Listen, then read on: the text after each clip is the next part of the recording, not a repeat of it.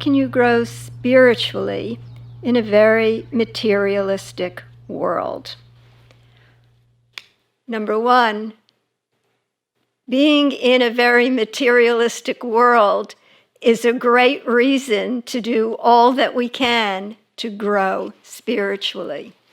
In the Hindu system, the world goes through 4 stages called yugas: Sat Yuga, Treta Yuga, Dwapara Yuga, and Kali Yuga.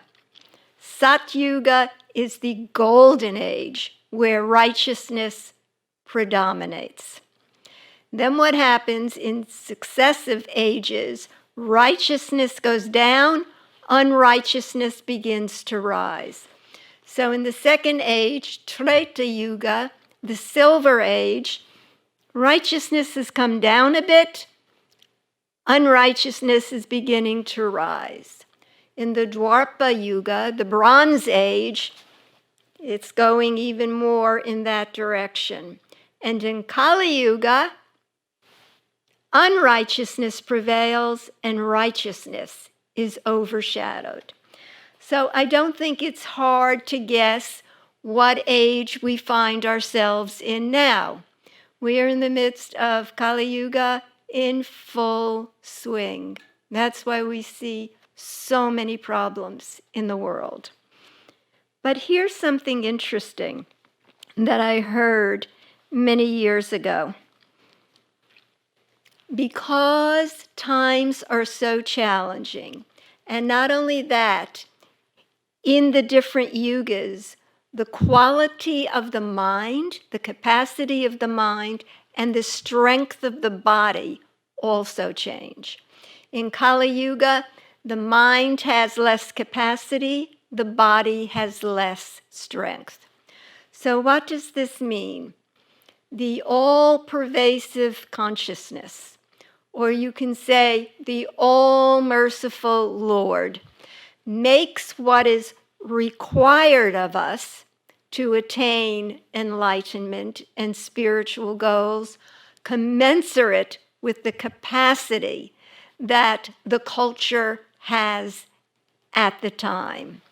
So what they say is, souls who are close to enlightenment want to be born in Kali Yuga, want to be born in challenging times because less is required to complete the spiritual journey.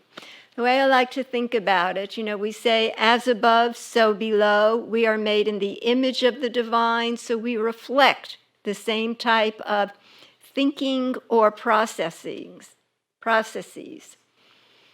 In a schoolroom,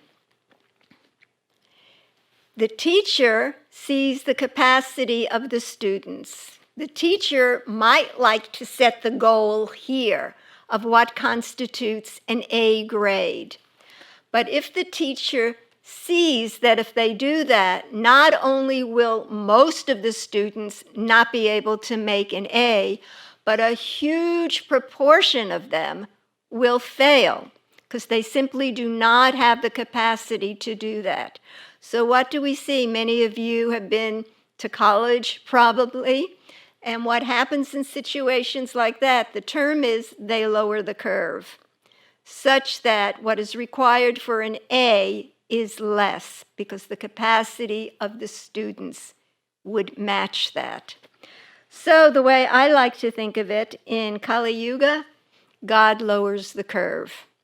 So in ancient times, we hear about people standing in icy cold rivers with one hand raised, one leg raised, for 100 years as penance.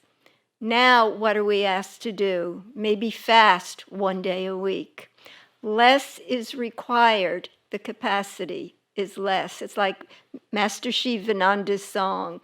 Do a little meditation, do a little asana, do a little chanting, do a little service, because that will be enough to purify, strengthen, and equip us to realize the highest. So how does that look? I'll just present what happened when we formed this ashram and we met with Gurudev to discuss our schedule. And we all thought, well, what we needed to do to spiritualize our lives was to meditate, maybe 10, 12 hours a day, have our food, and go to sleep. That's what we wanted to do.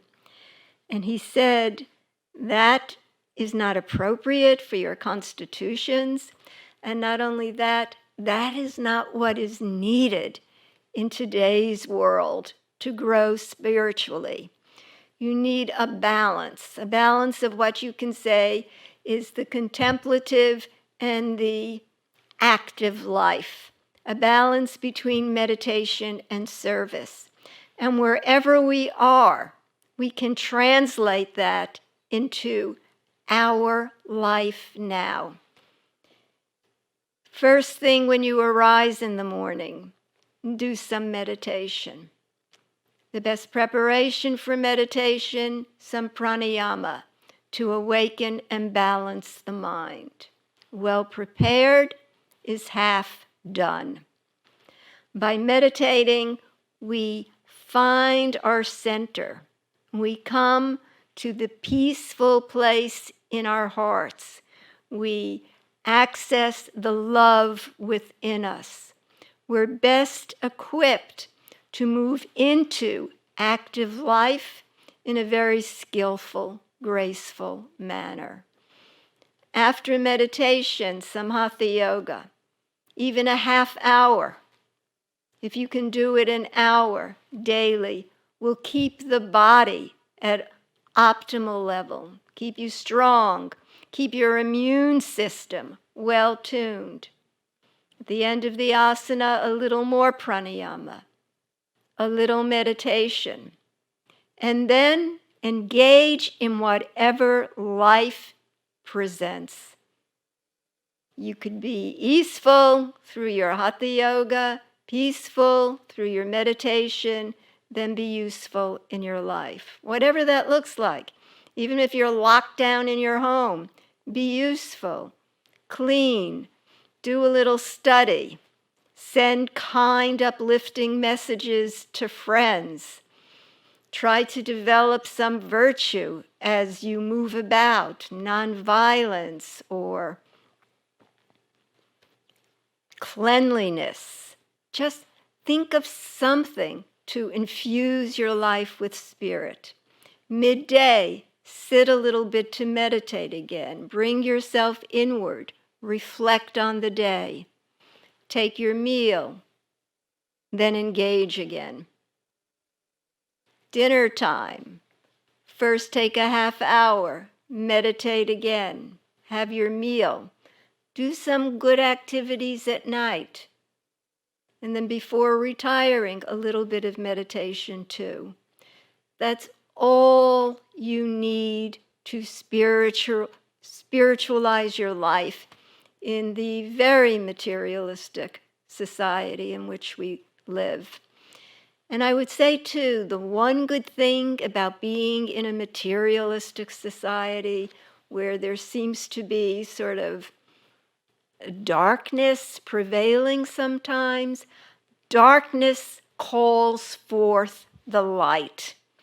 When things are sort of tepid or in gray tones, people can more easily sleepwalk through life. When things become starkly dark, the light within us gets kindled. It's sort of a reaction. And we can't be half asleep anymore. Half asleep to our own state of consciousness, nor half asleep to the state of the world. So rather than resenting the materialism of the world, take it as an inspiration, a motivation, an opportunity to carpe diem, they say, seize the moment and find that spirit within, and then reflect it in your life to others.